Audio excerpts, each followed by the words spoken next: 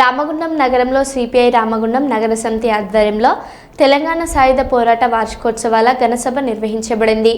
సభ ప్రారంభానికి ముందు తెలంగాణ సాయుధ పోరాట యోధుల చిత్రపటానికి comrade Gosika Mohan, comrade Gautam Govardhan, comrade Maddi Ellagoud తదితరులు పూలమాలలు వేసి నివాళులర్పించారు. ఈ సభలో వక్తలు మాట్లాడారు.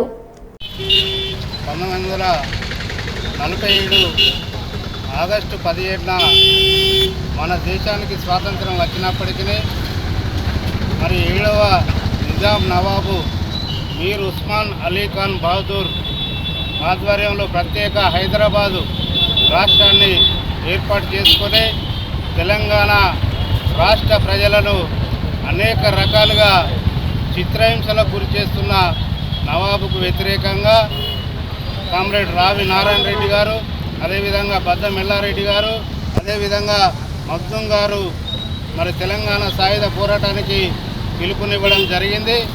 మరి ఆ పిలుపుని అందుకొని తెలంగాణ రాష్ట్రంలో ఉన్న పల్లెలో ఉన్నటువంటి కమ్యూనిస్టు పార్టీ కార్యకర్తలు, అదేవిధంగా ప్రజలు అనేకమైనటువంటి దొరలు, జమీందారులకు వ్యతిరేకంగా, గూండాలకు వ్యతిరేకంగా విరోచితమైనటువంటి పోరాటాన్ని నిర్వహించడం జరిగింది. మరి ఆ పోరాటంలో 4500 మంది కమ్యూనిస్టులు నేలకొరిగారు. మరి అంతటి చారిత్రాత్మకమైనటువంటి పోరాటాన్ని అనేక మంది హైజాక్ చేయడానికి ప్రయత్నాలు చేస్తూ ఉన్నారు. ముఖ్యంగా బీజేపీ నాయకులు మరి కమ్యూనిస్టులు ముస్లింలతోని మిలాఖాతాయి వెన్నుపోటు పొడిచారని అనేక సందర్భాల్లో స్టేట్మెంట్లు ఇస్తూ ఈ యొక్క పోరాటాన్ని వేరే రకంగా చిత్రీకరించే ప్రయత్నం చేస్తూ ఉన్నారు.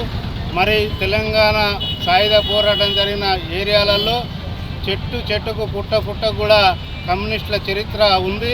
అది తెలుసుకోవాలని మేము బీజేపీ నాయకులకు తెలియజేస్తూ ఉన్నాము. ఎలాంటి సంబంధం లేని ఆ పోరాటంతో సంబంధం లేని బీజేపీ మరి అనేక రకాలుగా అసత్య ప్రచారాలు చేస్తూ ఉన్నది. అది మానుకోవాలని మేము కమ్యూనిస్ట్ పార్టీ తరఫున హెచ్చరిస్తూ ఉన్నాము.